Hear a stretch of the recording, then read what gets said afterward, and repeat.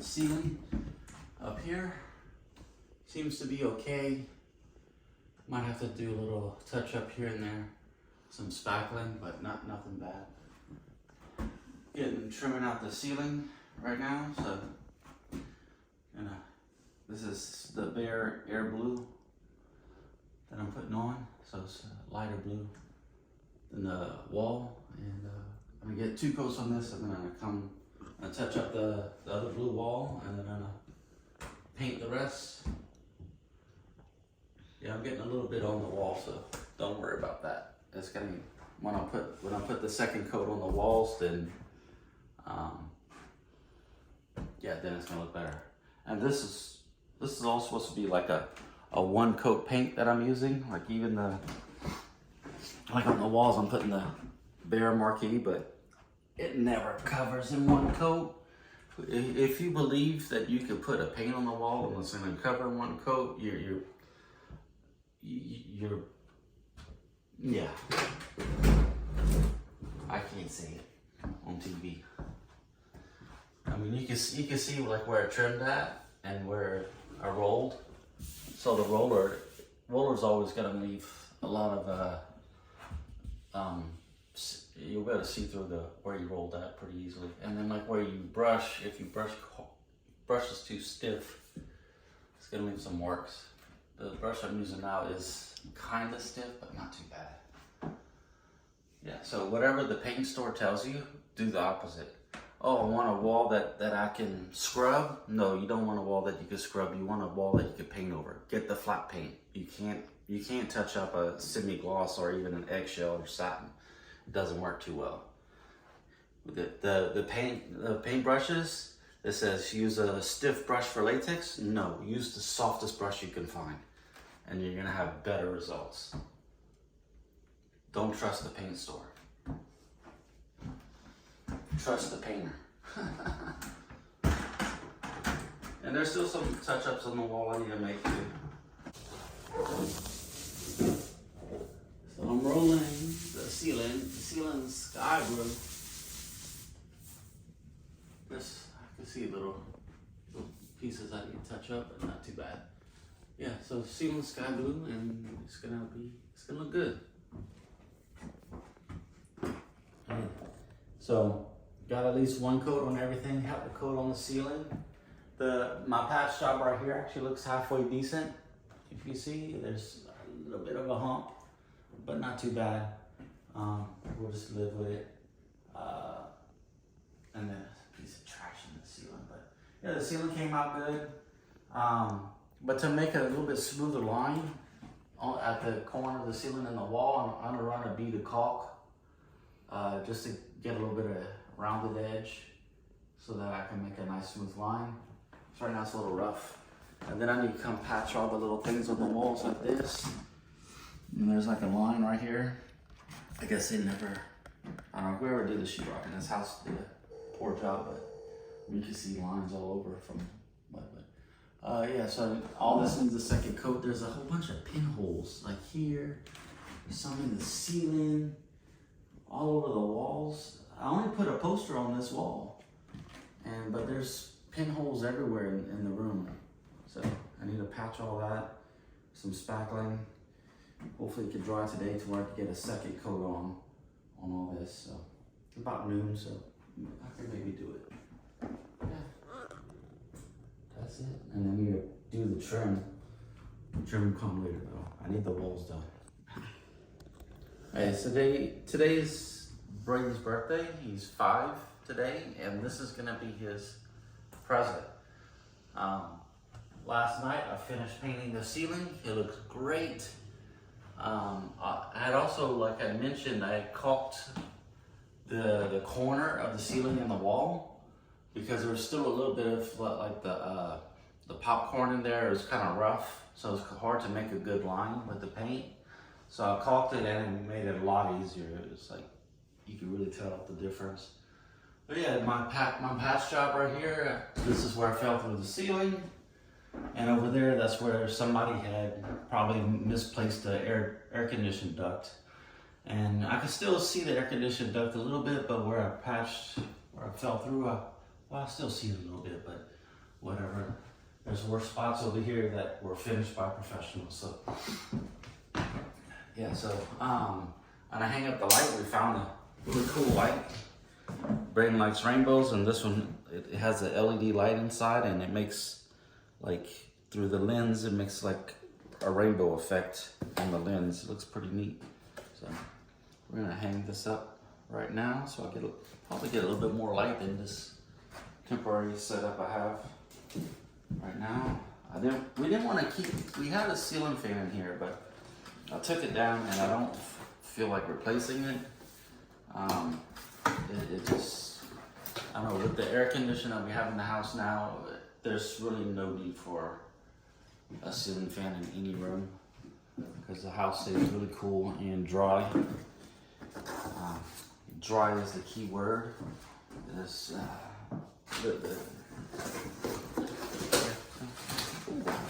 cool. Some hardware that I probably won't use.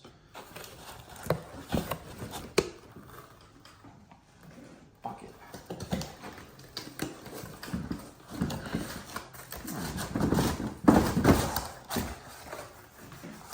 It's neat.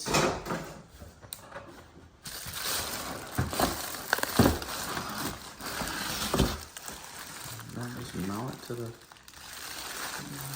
Let's see how this works.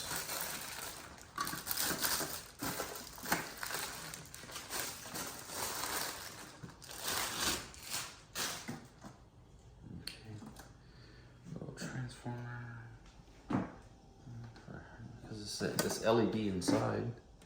So how do you take this off? Okay, so there's screws, 4 screws. Okay. Awesome. I can work with this.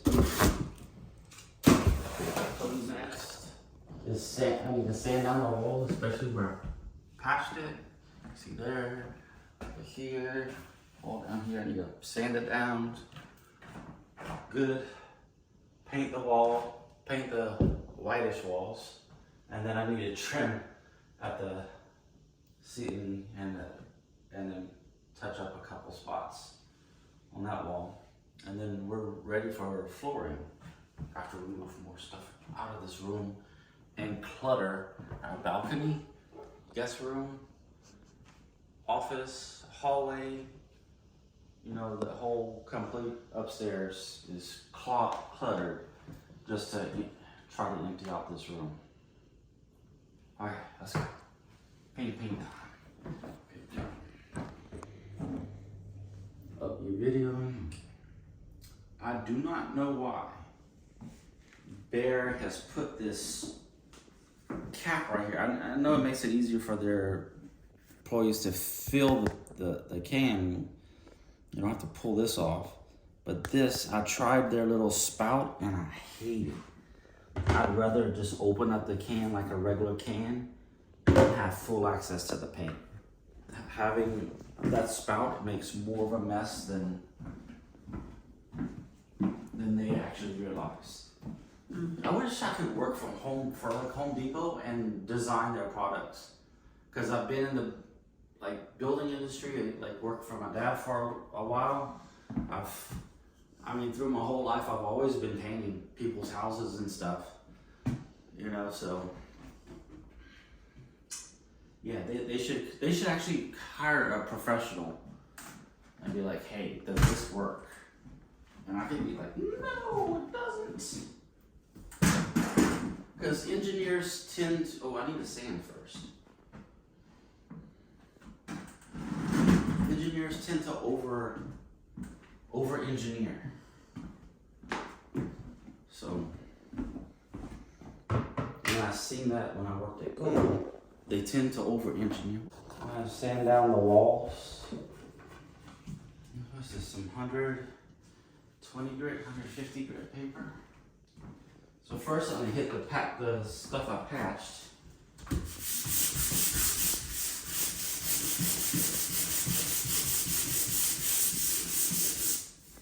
So I wanna get that smooth.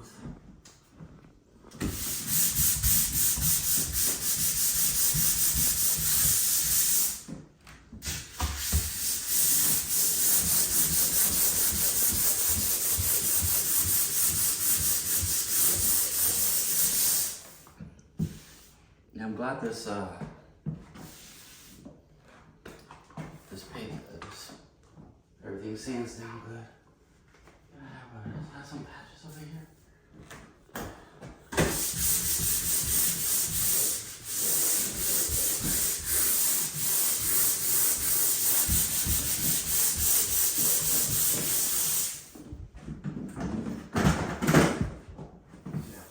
So now this was the only one patched anything on. Hey, this one too. Oh no, that's just a roller. See, this is why I say that these one coat paints don't actually work, because you're seeing the color that was behind it. And you can tell, like, especially like at the top where I trimmed and then rolled over, is like more of the white than the color behind it. So yeah, that's why I say you're always gonna need 2 coats. Unless if like the color you're painting is almost the color you're gonna is the color gonna cover.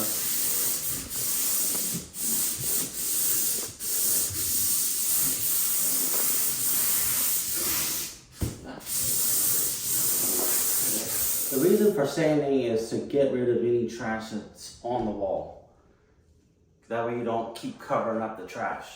The people that owned the house before me, they covered up the trash, and like I had to sand it down really good before, and I know I missed a lot of spots because when I sanded it down before I painted this coat, there was a lot of like green and white showing.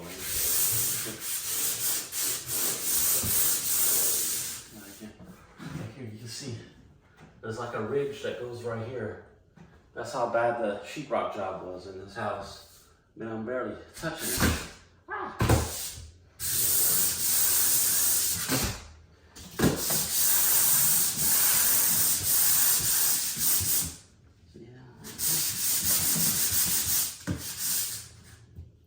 I'm burning through this paint really quickly with the sandpaper, which, I mean, this is one of Bear's, like the second from the top highest end paint that they have. And I laid it on really thick because I only painted three walls, and I mean I have just a little bit left of the paint, so of 1 gallon, so that's about how I usually paint. And yeah, so there you go.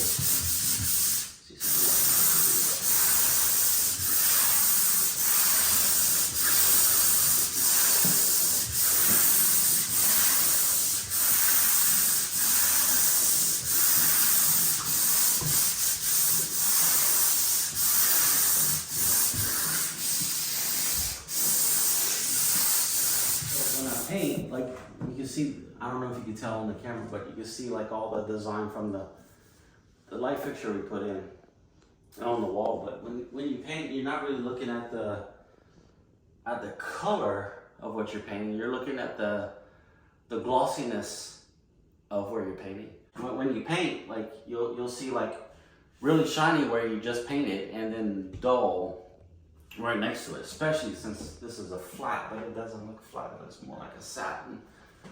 Oh, Bear screwed up. You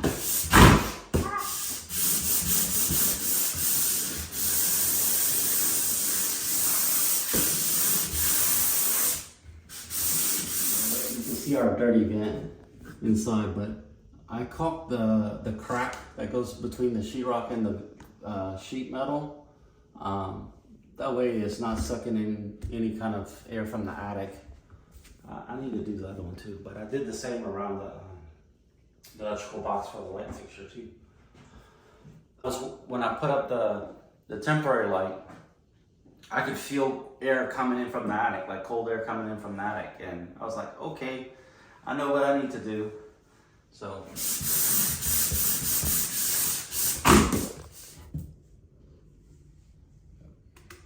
Trimming out the wall, fixing my mess ups up here. Helps if you make a little bit of noise.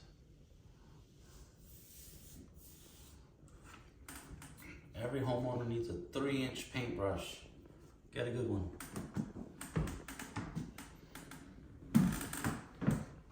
And when you trim, I'll show you.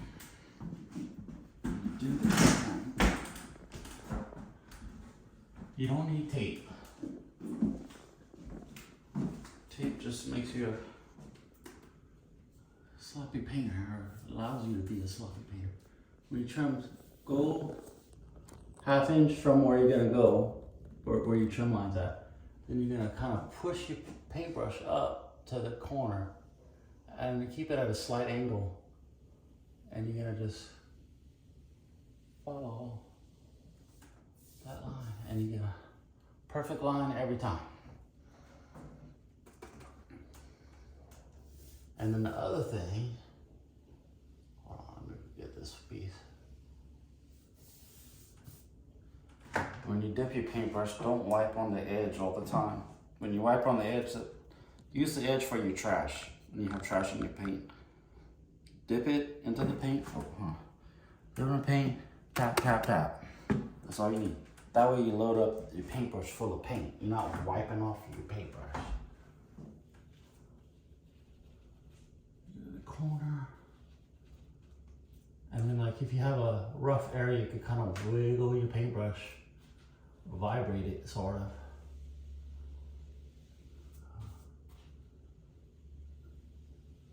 Get that one. Bam.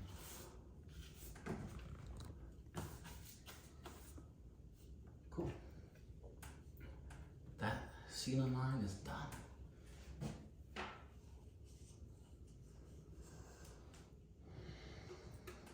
And if you're ambidextrous like me, when painting, it makes it nice. What's nice is if you're ambidextrous, when painting, it makes it really nice because you can switch hands when one gets tired and cramped up. Wall.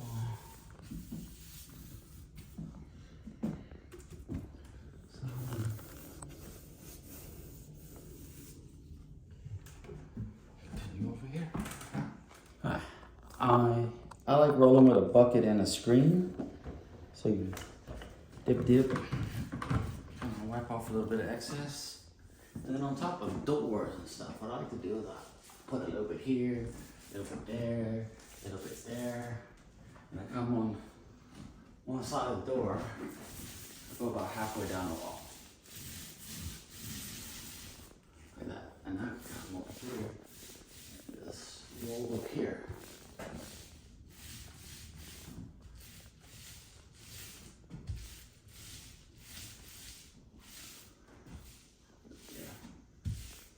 And now that since I put a dab here and there, I still have paint that I can grab on the wall and spread it out. If I would have just started rolling here, by the time I got there, my roller probably would have been dry.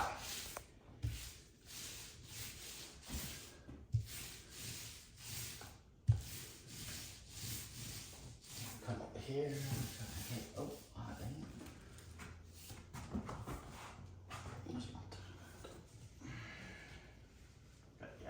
Runs over here. Come down. What I did before. Cool.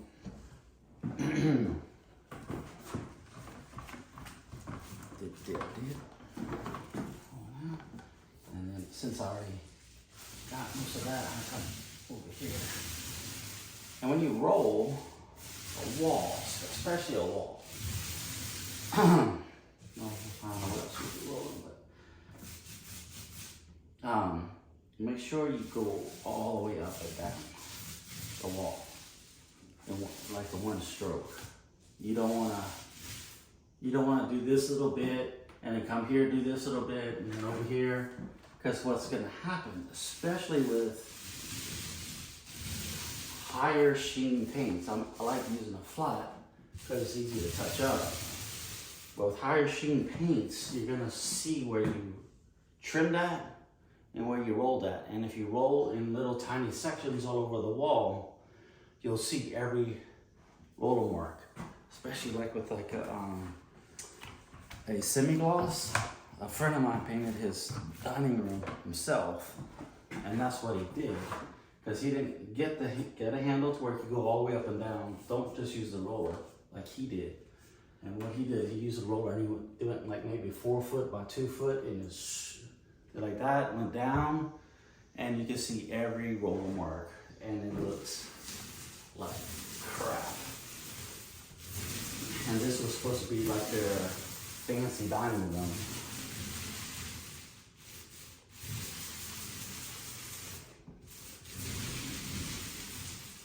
And whenever you paint, put too much pressure.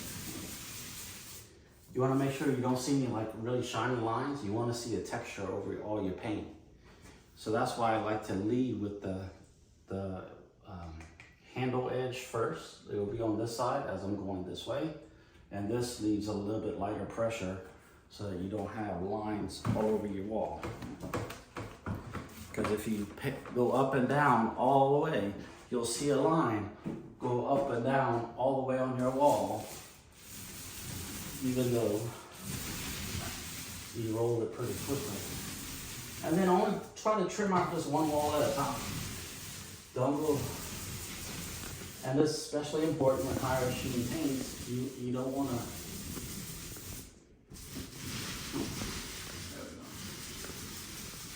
You don't want you don't want to go too slow either, because whenever like the paint that you put on to trim out the wall dries before the paint you put on with the roller, it leaves like what you'll see is like, especially with like eggshell, you'll see like a little area right here where it's like super shiny compared to the rest of the wall. That's because you waited too long to roll the wall.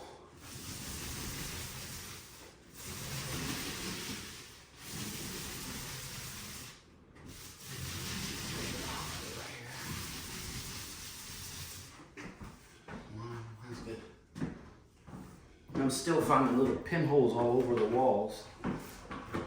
Whoever had this house before me must have just really put up a whole bunch of posters. You can see like there's some right here.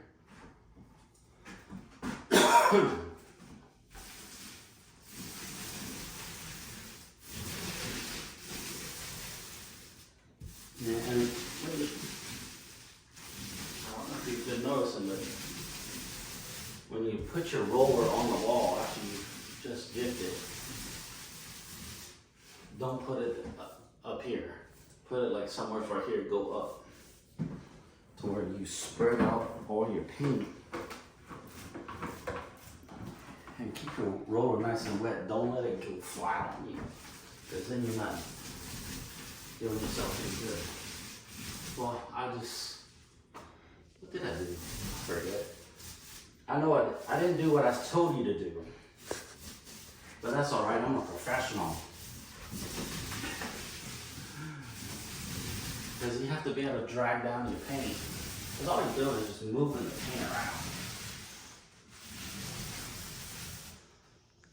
Look at that, baby. It's like some pinholes in the ceiling. And the ceiling's finished. So I hung up that awesome looking light.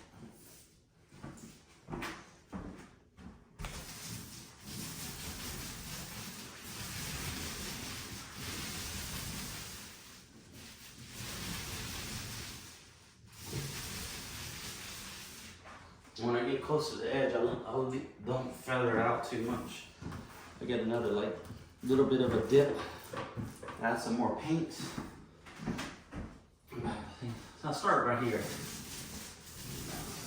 Yeah, I don't know. I don't know what to do. I've been doing it for so long.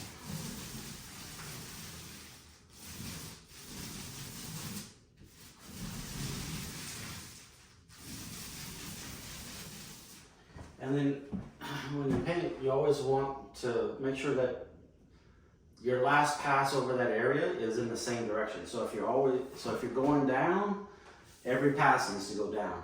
Or if you're going up, every pass needs to go up on the final pass over that area. Because if you go down one and then up the other, you'll see it. Even with a flat paint, you will see it. Oh, I'm finished with that wall. Let me trim out the rest. Alright, next wall. Got my bucket.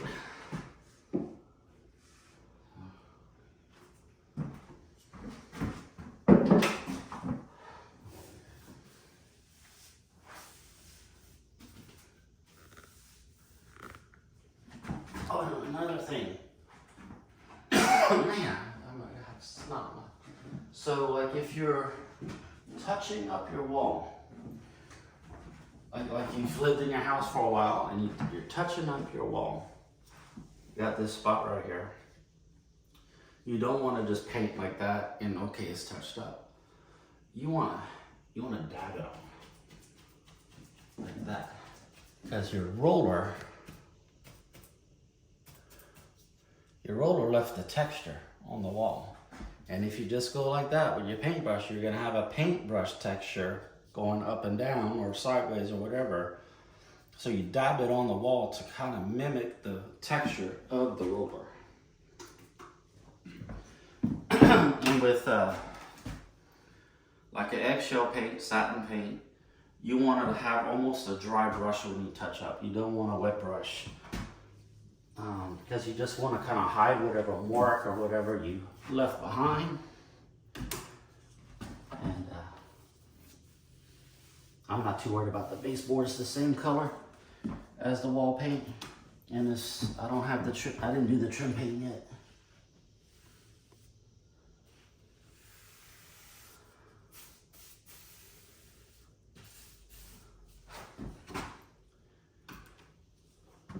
And then you always want to kind of drag your paint into the paint you had already put in. So that's gonna be a good tips video, huh? Right, wifey? Mm-hmm. Thank you.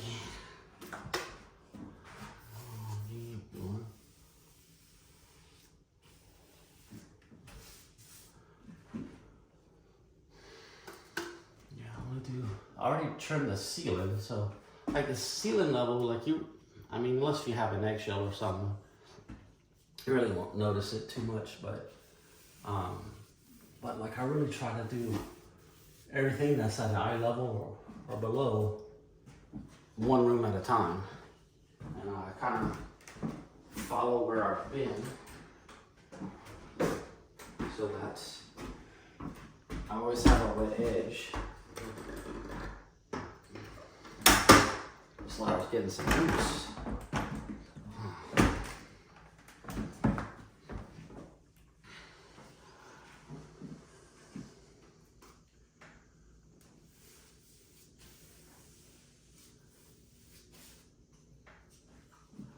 On top of the doors, I'll just leave a little bit. I won't trim out too far.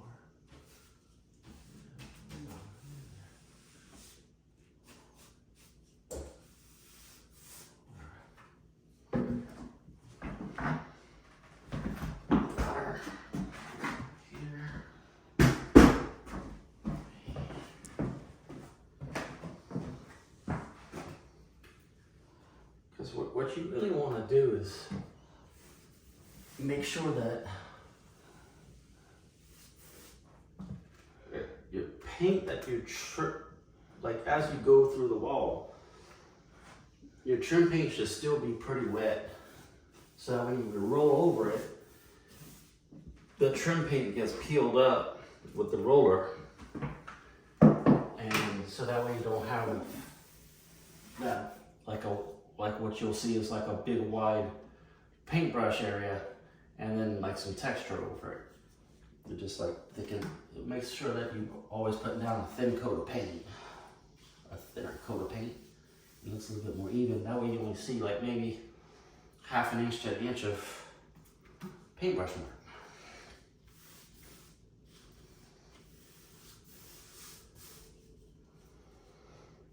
We need to save these videos for Brayden, so when he's older, he can learn how to paint. That way I don't have to teach him. He can just watch a video about that. Why not? I'm gonna come down this way too. Just a little bit.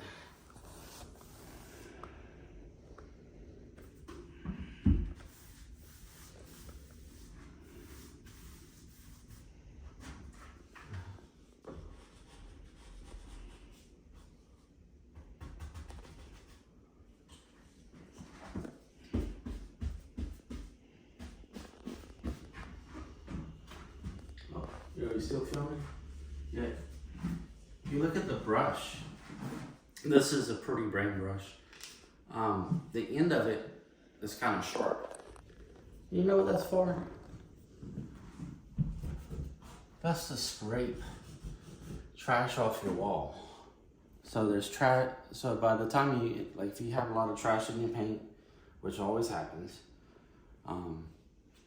you'll have it on the end of your brush, so you can just wipe it off there. Okay, so that wall's trimmed out. Oh, I gotta get around this. And I can tell because I can still see.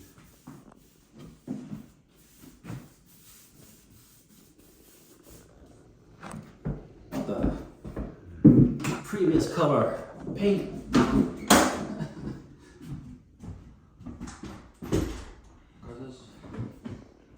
My roller fell into the paint. I guess I put it wrong, but it just, oh god. Yeah, I'll be able to roll like 2 wheels right here. Get other one in. Get here, it's like smacking on the wall. It's not up there.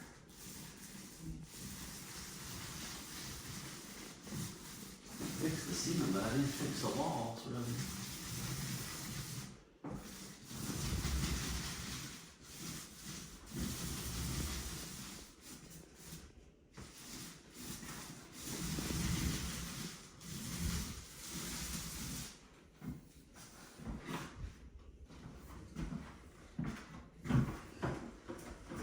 Sometimes I'm just checking the texture of the paint, make sure I got it right, so I don't see lines all over my wall.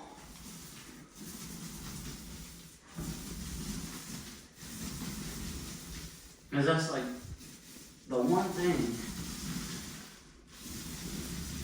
whenever you see an amateur paint job, is you can see lines everywhere. Because, like, really, I'm not putting any pressure on the wall. I'm letting the roller of the paint do all the work. I'm just kind of guiding it.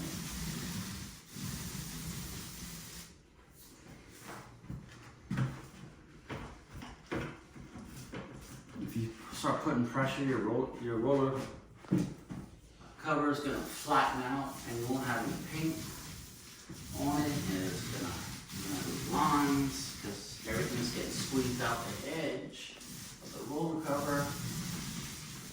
Yeah. And, hey, I'm not the best painter in the world, but I can do a good job. You know? And I see now the roller's starting to flatten out a little bit. I go dip. You don't want it flat. Because you want to leave that texture, because that's what hides all the imperfections that the sheetrock people leave.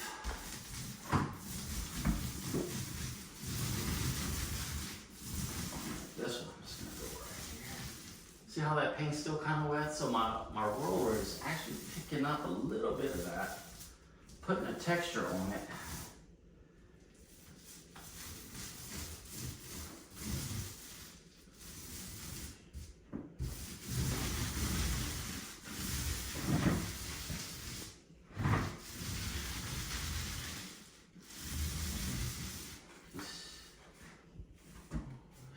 Dots right here.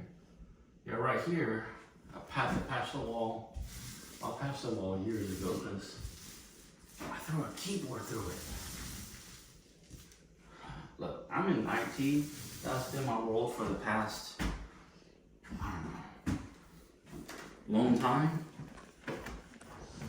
30 years or so. I'm only 45. Yeah, so after a while it gets aggravating. When stuff doesn't want to work right, like say you have a bad CPU, bad stick of memory, whatever, doesn't want to work right, yeah. And you're fighting with it, trying to get it to work. Your PC to work, yeah, it's aggravating. Especially when you don't know when the manufacturers really don't give you the correct tools to diagnose it properly. And I'm calling out AMD here, because with Intel stuff, they have like a CPU,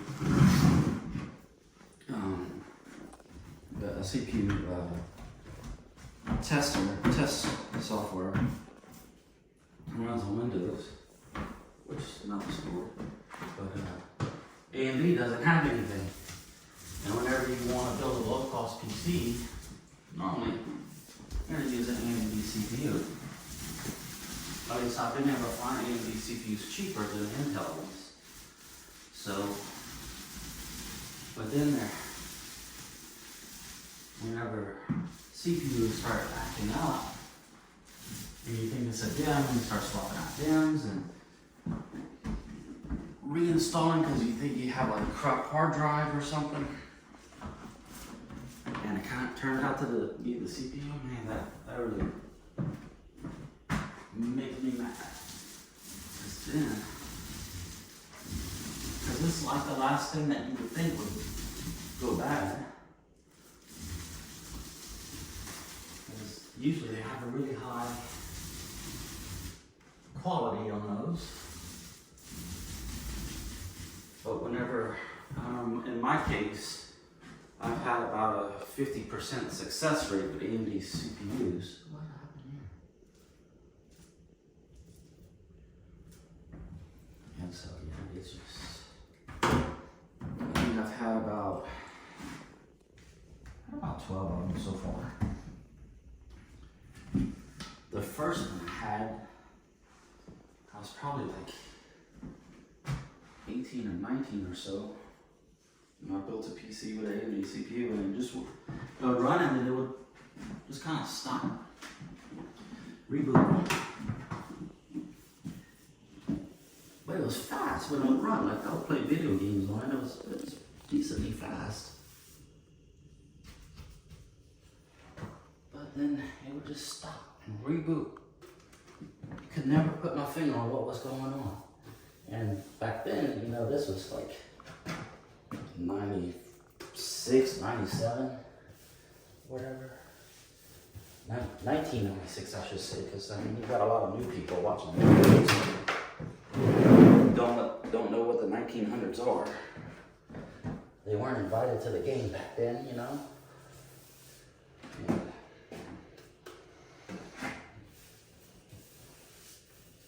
yeah, so you couldn't just get computer parts anywhere.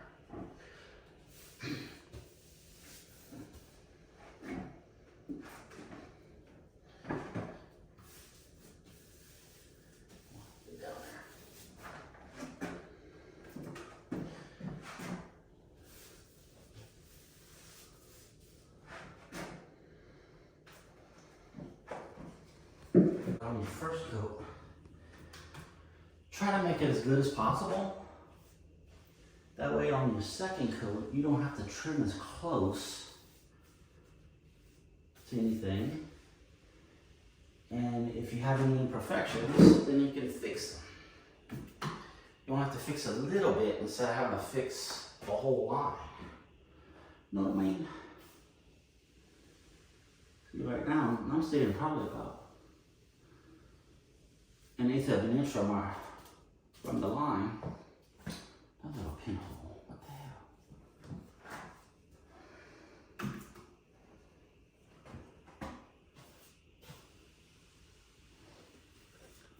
Oh, I need to paint.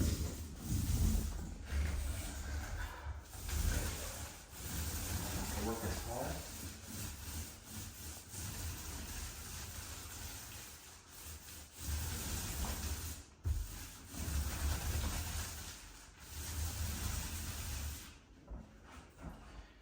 And then the other thing, when you buy paint,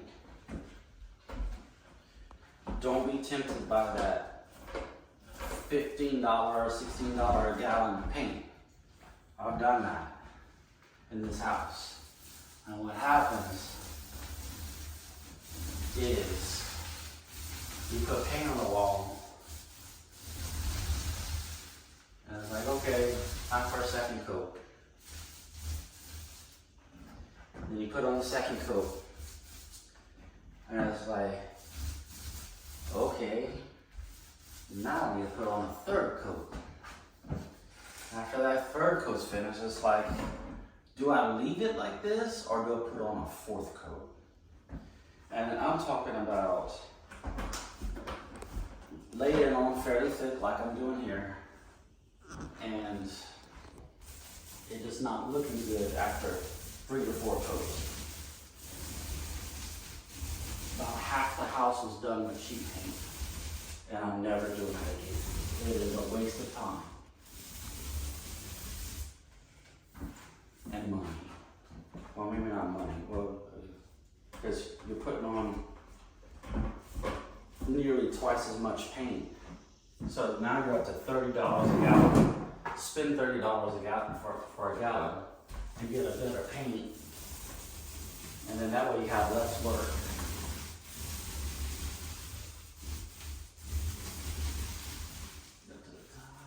Wiggle, wiggle.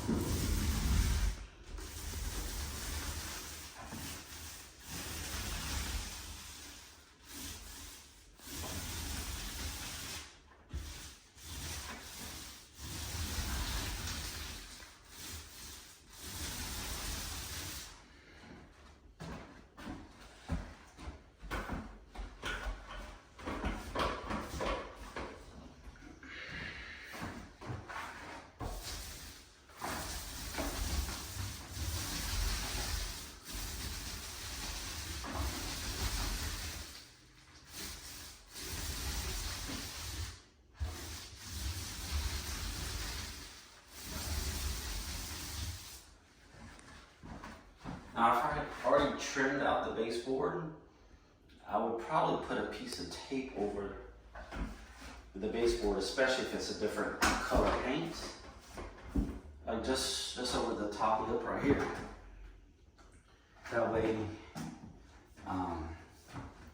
you don't get any splatter on it.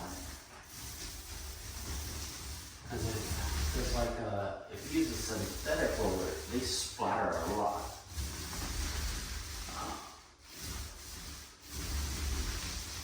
This is a lamb's wool, half-inch lamb's wool. And it has a little bit different pattern that it puts on the wall, which is I like. Because like the synthetic ones, they put like, this is more like an orange peel. Whereas this one is like, I'm not an idiot with some hair. And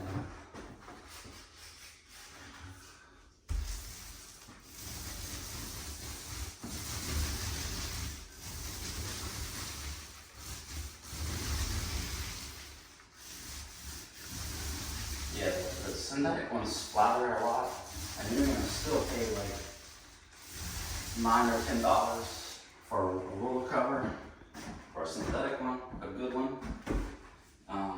Lamb's wool, you'll probably pay closer to $15.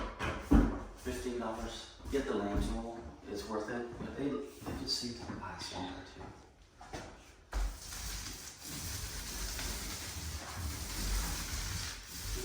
Pull down my paint, come down the middle. I usually leave like a 3-4 inch gap between the last pass and where I lay down new paint.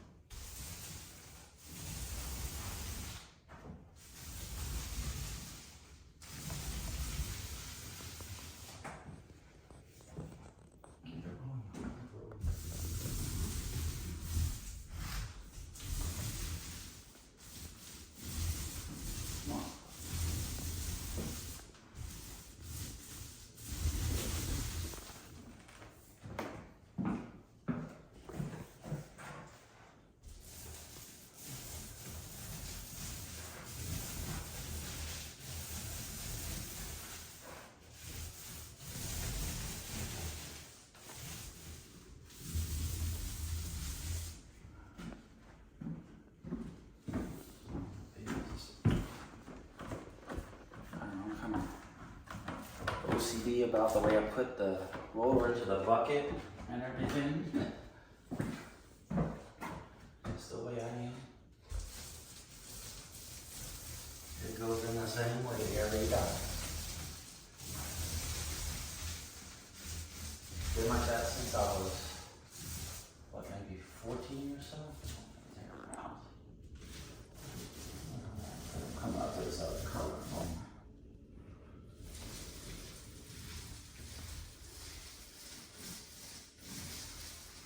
Slower. Bang into the wall, different color. That sucks. Look at this side.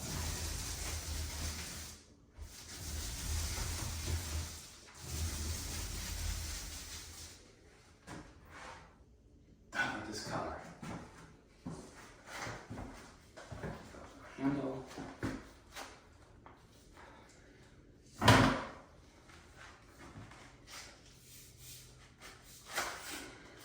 Close it. I bought this thing when, I don't know, it's probably about 19 or so. It's old, huh? Bought that at an ICI store. The letters I, C, and I. That's where we bought it. I just need to retrim the top, touch up some spots on this wall. There's a spot right here where some of the ceiling paint fell. But yeah, I need to just touch it up. I'm just gonna use this little 1-inch brush from, what was this? Zebra. I like the bristles. In another video we took yesterday, I was talking about how you want soft bristles. This brand has the nicest soft bristles. They're actually white bristles. I did some red paint and the red just stained the bristles. Maybe you might stain it blue and make it purple.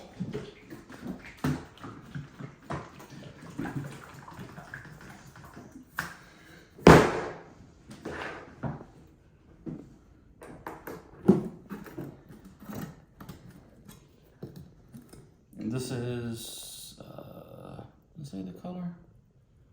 This is like Bayou Blue or something. It says custom color match. That's what's on that wall. Need to touch up. Okay. Let's touch up down here first. So I'm just gonna, this is how you should touch up like an eggshell or a satin.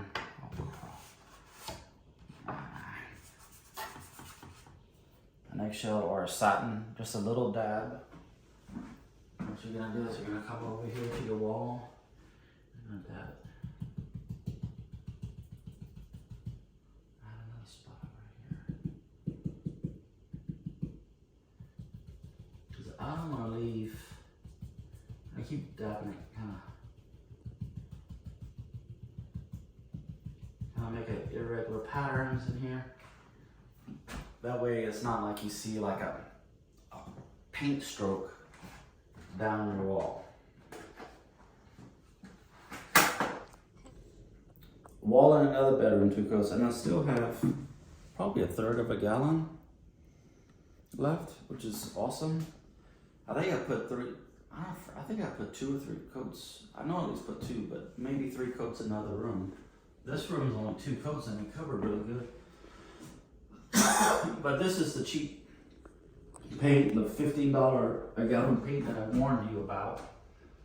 And it actually covered pretty decent with the blue, but if you're doing a white, it just doesn't cover.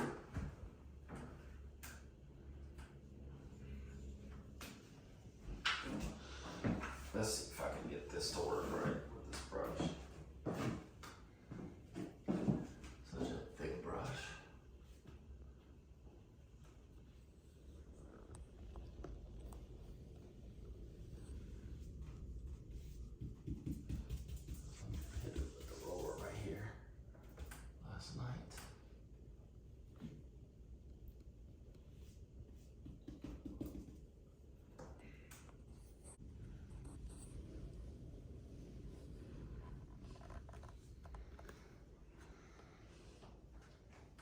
I have another 2-inch brush, but I should have probably gone and get that instead, but whatever, this one was close by. I'll do the job.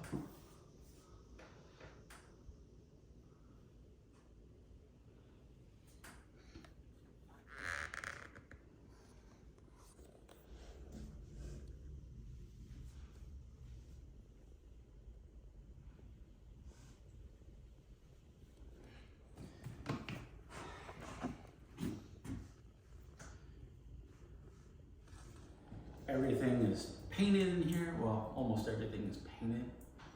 Floor has been vacuumed up as good as I can.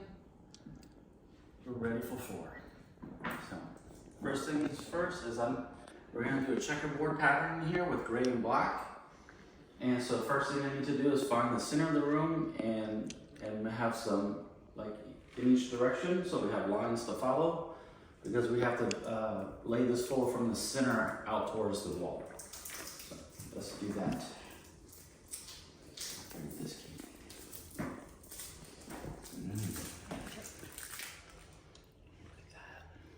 Caramel. Mm-hmm.